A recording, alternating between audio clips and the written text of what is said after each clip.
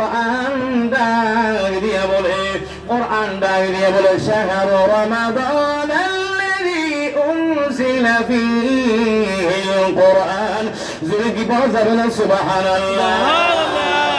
কোরআন ডাক দিয়া বলে ও বান্দা, আমি কোরআন কোন মাসে অবতীর্ণ হয়েছে, নাযিল হয়েছে তোমরা কি জানো? আমি রমজান মাসে আল্লাহর পক্ষ থেকে তোমাদের মাঝে আমি তাশরীফ এনেছি। জোরে বলেন সুবহানাল্লাহ। ও কোরআন,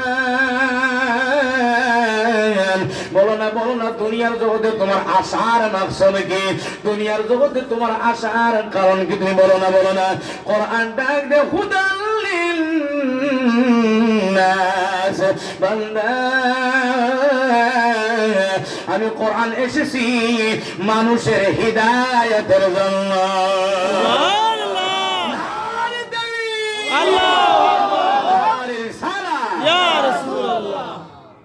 কোরআন এসেছে কিসের জন্য?